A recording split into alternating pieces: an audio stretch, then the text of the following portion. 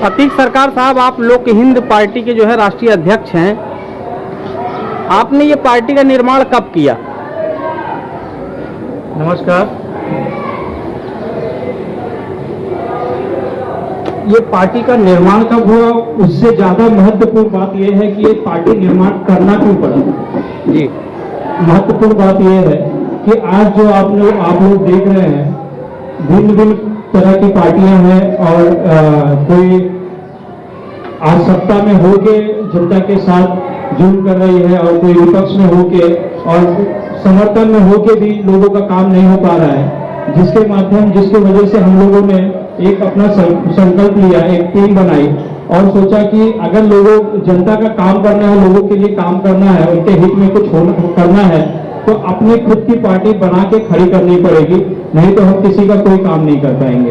हमें बहुत पहले से हमने ये सोच रखी थी और हम पहले से समाज सेवा में लगे हुए थे, लेकिन कुछ ऐसी पार्टियां, कुछ ऐसे लोग जो है जो जनता के सेवक कहने के लिए हैं, लेकिन वो जनता के दुश्मन है, जनता के खून चूसने वाले ऐसे दीमक हैं जो जनता के नाम से सरकारी योजनाएं लाते हैं और अपने घर पहुंचा लेते, अपने घर पे अपने रख लेते हैं और वो बड़े तो हो रहे हैं, जनता को बड़ा नहीं कर, बड़े तो हो रहे हैं, अपने लोगों में बड़े हो रहे हैं और उनके 4 पीढ़ियां बैठ के खाए इतना बना लेते हैं, लेकिन जनता तक कुछ नहीं पहुंचता। इसलिए हमने सोचा कि अपनी एक पार्टी, जनता की पार्टी होनी चाहिए, जिसका नाम है लोक हिंद पार्टी। ये हिंद के लोगों की पार्टी है, भारत के लोगों की पार्टी है, इसमें कोई जात पात नहीं है। हम समता मूल समाजवाद की बात करते हैं, समान अवसर की बात करते हैं। हम कहते हैं सबका देश सबका साथ। विकास जब हम सत्ता में आएंगे तब बात करेंगे, लेकिन सबका देश और सबका साथ होगा और यहाँ पे देश के लिए लड़ना है, देश के लिए पढ़ना और देश के लिए मरना है। हमारी सोच ये है कि महिलाओं के लिए सबसे पहले ये जो हमारी माँ बहनें हैं, जो बेटियां हैं, पहले इनकी सुरक्षा की बात होगी, इनके सम्मान की बात होगी, इनके शिक्षा की बात होगी और इनको सेव करने की बात होगी। आप धाराएं कितनी भी ले आए, धारा आप 3 तलाक पे ले आए या धारा 370 ले आए, जब महिलाओं का सम्मान नहीं होगा। आज बेटी पढ़ाओ बेटी बचाओ का नारा देते हैं और अब हमें समझ में आता है कि बेटी पढ़ाओ और बेटी पढ़ाओ का नारा आपने हमें नहीं दिया था। आपने कहा कि अलर्ट रहना, हम आ रहे हैं, बेटी को बचाओ, हम लोगों से बेटी को बचाओ। तो ये जो आपने नारा दिया था बेटी बचाओ, ये अब हमें जाके समझ में आया। और मैं याद करता हूँ बापूजी गांधी जी को, कि जब गांधी जी लाठी लेके चलते थे, उन्होंने कभी उस लाठी का इस्तेमाल नहीं किया, लेकिन आज अगर बापू होते तो उस लाठी का इस्तेमाल किया जाता और अपनी बेटियों को देते और कहते इस लाठी का इस्तेमाल उस पर करो जो आप पे जुल्म करता है। तो गांधी जी का होना बहुत ज्यादा जरूरी है। और आज हम नेहरू, गांधी, सुभाष चंद्र बोस, बाकी जितने भी भारतीय स्वतंत्र सेनानी आए और चले गए, आज उन सब को लेके हम ये नारा देते हैं कि अब हमारी बहू बेटियों के ऊपर कोई भी जुल्म करेगा तो मैं भारत का एक रहवासी, लोक हिंद पार्टी का राष्ट्रीय अध्यक्ष, आपको ये आश्वासन दिलाता हूं कि आप अगर हमारी बेटी के ऊपर या हमारी बच्चियों के ऊपर जुल्म हो रहा है, कोई उसको टच भी करता है, तो मेरी बेटियों से और मेरी बहनों से अनुरोध करता हूं कि आप उसे मार दीजिए, उसकी जान ले लीजिए। केस हमारी लोक हिंद पार्टी लड़ेगी, आपका ये भाई अतीक सरकार लड़ेगा आपके खिलाफ केस, आपके हित में केस लड़ेगा, उनके खिलाफ केस लड़ेगा। और संविधान भी, हमारे बाबा साहब अम्बेडकर ने एक संविधान दिया है आपको, आप उसका भी इस्तेमाल करिए। अगर आपके ऊपर कोई जुल्म करता है, अपनी जान बचाने के लिए धारा जो भी लागू होती है, वो धारा के तहत आप उनके ऊपर हमला कर सकते हैं, उन्हें मार सकते हैं अपनी जान बचाने के लिए। इसलिए मैं अपनी बहनों से, अपनी बेटियों से यह अनुरोध करता हूं कि अपने आप को सेफ रखिए और जब भी बाहर निकलिए तो अपनी माँ या अपने पिता या अपने भाई के साथ निकलिए और अपनी सुरक्षा करिए, क्योंकि हमारे देश के प्रधानमंत्री कहते हैं कि आत्मनिर्भर बनो। आप हमें आत्मनिर्भर बनने की सलाह देते हैं और हमारे लोगों में आज वो डर बना के रखा है आपने कि इस देश को आप गरीबी की इतनी चरम सीमा ना चुकी है। हमारी जो जीडीपी आप गिरा रहे हैं, जो अर्थव्यवस्था गिर चुकी है, इस पे तो हम बात ही नहीं कर पा रहे।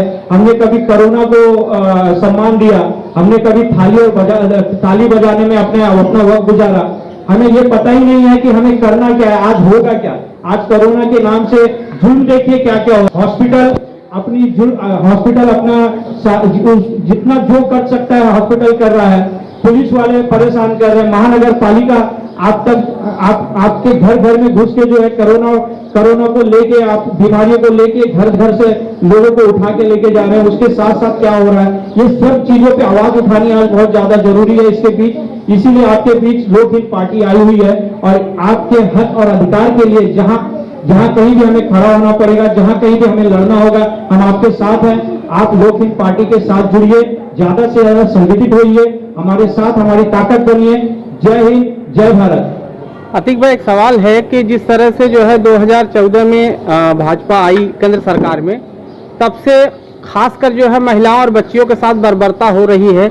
लगातार बच्चियां जो है हैवानियत की शिकार हो रही हैं, तो खासकर महिलाओं पर हो रहे अत्याचार के बारे में आप किस तरह का कानून बनाने के पक्ष में हैं? आप राष्ट्रीय अध्यक्ष हैं, इस नाते ये सवाल आप पे बनता है। देखिए, हमने 2014 में ये सरकार आई और कोरोना से पहले हमने एक प्रस्ताव रखा था केंद्र सरकार को, और राज्य सरकार को भी हमने एक प्रस्ताव रखा था। एक हमारे पास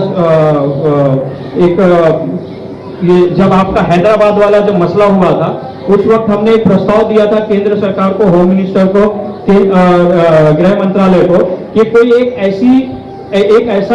ऐसा कानून पास करिए, ऐसा लॉ लाइए जिसमें हमारी माँ बहनें सुरक्षित रहें, सेफ रहें। और उस कानून के ऊपर काम भी होना चाहिए था, लेकिन ये कानून पे काम नहीं हो पा रहा है, जिसकी वजह से हम फिर से उनके उस पे काम कर रहे हैं और फिर से वो एप्लीकेशन, वो नोटिस भेज रहे हैं हम, और सरकार के ऊपर दबाव बना रहे हैं। सरकार को भेजने का हम जितना प्रयास हो सकता है, जितना काम हो सकता है हम कर रहे हैं। लोगों का साथ बहुत जरूरी है, संगठित होना बहुत जरूरी है। आज हम फिरकों में बटे हैं, आज हम मजहब के नाम पे बटे हैं, आज हम एक देश में रह के भी कभी हिंदू और मुसलमान और सिख और ईसाई पे बटे हैं, कभी अपने ही मुसलमान धर्म में तो लेके हम फिरकों में बट गए हैं। कभी कोई दाढ़ी की बात करता है, कभी कोई कुर्ते पैजामे की बात करता है, कभी कोई टोपी की बात करता है, कभी पैजामा ऊपर कर लेने की बात करता है, कभी पैजामा नीचे कर लेने की बात करता है। बात तो ये नहीं करता कि हम भारतीय हैं, हम एक होके, हम 85% जो लोग हैं, ये 15% हम पे जो राज कर रहे हैं, इन्हें भगाने की कोई बात नहीं करता।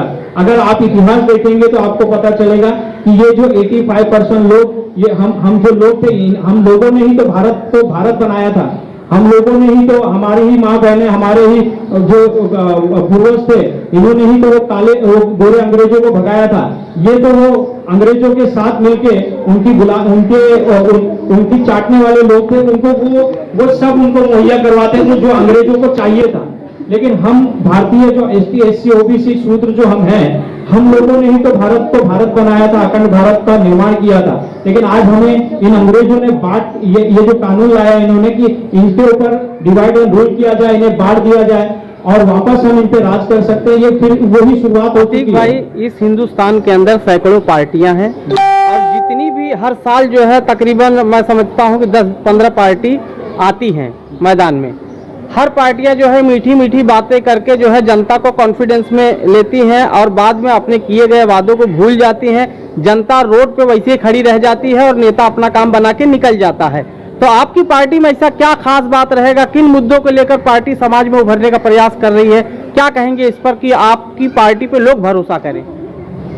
सबसे पहले तो हम कहेंगे कि हमें वोट मत दीजिए, हम आपसे वोट मांगने नहीं आए हैं, हमें सत्ता का लालच नहीं है, हम काम करने आए हैं, हमें काम करने दीजिए, हमारे काम में अड़ंगा मत डालिए।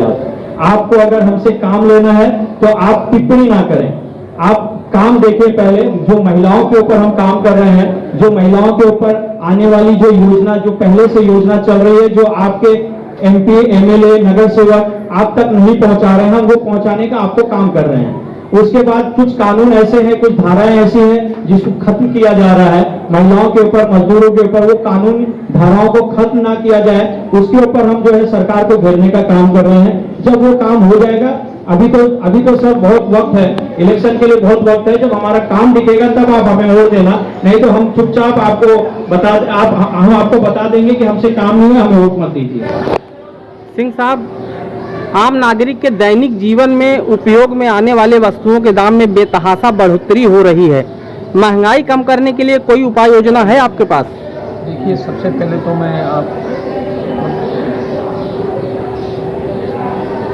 आपने जो सवाल किया है उसका जवाब मैं आपको भी दूंगा। सबसे पहले मैं ये चाहूँगा कि जैसा अभी आपने मेरा नाम लिया, परमजीत सिंह, मैं पार्टी का उपाध्यक्ष और जनता का सेवक आपके सामने हूँ। जो आपने सवाल किया बड़ा वाजिब सवाल है कि आज जो महंगाई के ऊपर अपने को लगाम लगानी पड़ेगी और लगाम लगाना बहुत जरूरी है, तो हम लोगों ने इसके ऊपर काम चालू किया। हमारे राष्ट्रीय अध्यक्ष अतीक सरकार साहब हैं, उनके साथ भी हमारी चर्चा हुई। हमारे जो सचिव हैं इंद्रजीत भाई, उनसे चर्चा हुई और हमारे बीच जो अपने साहब बैठे हैं जिन्होंने ये प्रोग्राम ऑर्गेनाइज किया है, उनसे चर्चा हुई है और हम जल्द ही उसके ऊपर कड़ी कार्रवाई करने वाले हैं और सरकार को जो विज्ञापन है वो सौंपने वाले हैं। जिससे क्या होगा कि आज जो त्राही हो गई है, आज जनता त्राही है साहब। गवर्नमेंट कहती थी लॉकडाउन हुआ, गवर्नमेंट का कहना था आपका बिजली का बिल नहीं भरेंगे तो चलेगा। आज बिल पहले से भी चौगुना बिल आ रहा है, उसके ऊपर कार्रवाई होने वाली है। हम लोगों ने प्लानिंग किया है पूरा। एक तो बिल के ऊपर कार्रवाई होगी। जो दूसरा पहला सवाल आपने इनसे पूछा था साहब से कि भाई ये जो है स्कूल की फीस का मुद्दा था, जो उस मुद्दे पे भी हमने कार्रवाई की है, उसके ऊपर भी अभी आपको रिजल्ट जल्दी दिखेगा। तो आप जो सवाल आपने किया उस सवाल का सब जवाब आपको आने वाले 1 महीने के अंदर मिल जाएगा। Thank you. इंद्रजीत जी, जिस तरह से हाल ही में जो है देश में घटना घटी है, चाहे वो हाथरस हो, चाहे भदोही जिला हो, चाहे बलरामपुर हो, क्या कहेंगे ऐसी लगातार हो रही घटनाओं पर? मैं आपके प्रेस के माध्यम से बताना चाहता हूँ कि घटना घट रही है, ये जो दुष्कर्म हो रहे हैं दिन पे दिन, इसमें सरकार की नाकामी है। और लोक जनता पार्टी का आने का मकसद भी यही है कि लोगों को जागरूक करना। आज तक लोगों को सिर्फ मूर्ख बनाया गया है, बेवकूफ बनाया गया है, लेकिन जागरूक नहीं किया गया है। उनके अधिकार से उनको वंचित रखा गया है और उनके अधिकार को उनके सामने रखना, उनको बताना, ये हमारी पार्टी का पहला उद्देश्य है। इसके लिए आज हम राष्ट्रीय लेवल पे भी होने के बावजूद आज हमारे महाराष्ट्र राज्य के शिक्षक अध्यक्ष श्री हमारे सैयद जी ने जो ये प्रोग्राम रखा है लोगों को संगठित रखने का और लोगों को जो ये एजुकेशन के ऊपर काम हो रहा है, और जैसा कि आपने कहा कि मतलब ये जो घटनाएं हो रही है उसके ऊपर मुझे क्या जवाब देना है, मैं तो यही करूँगा कि मुझे जवाब नहीं देना है, मुझे लोगों को जागरूक करना है। और जो कानून की बात हमारे राष्ट्रीय माननीय श्री अतीक सरकार साहब जी ने कहा है, उसके ऊपर हमको काम करना है, अमल करना है और उसे ही पूर्ण रूप से आज में आने वाले समय में पूरे 1 साल के अंदर पूरे भारतवर्ष में फैलाना है। ये हमारा यही लोकप्रियता है और यही हमारे लोक जनता पार्टी का सिद्धांत है कि हम लोगों तक जाए और इनके जो जरूरत की चीजें हैं या इनके जो अधिकार की बातें हैं उन तक पहुंचाएं। और जो आज तक की सरकार है, आज तक आपने कहा होगा कि बहुत सारे एमएलए, मैं तो ये कहता हूँ कि बहुत सारे पीएम, बहुत एमएलए और बहुत एमपी और बहुत सारे नगर सेवक आ चुके हैं और जा चुके हैं। सबके घरों में कई गाड़ियां हैं, मर्सिडीज बेंज भी है और रोल्स रॉयस भी है, बट गरीबों के पास क्या? गरीब नहीं होते वो लोग, सभी लोग कॉमन मैन है, एक इंसान है। लोग गरीब के नाम से लोगों को सिर्फ बांटा जा रहा है और तकलीफ दिया जा रहा है। तो गरीबी ये तो नहीं कहूँगा कि खत्म होगा, लेकिन इतना कहूँगा कि अगर जो सक्षम की बात है, आत्मनिर्भरता की बात है, तो हमारी लोक जनता पार्टी लोगों को दिलाएगी और इसके ऊपर ही हमारे लोक जनता पार्टी का काम जारी है। Thank you. जय हिंद, जय भारत।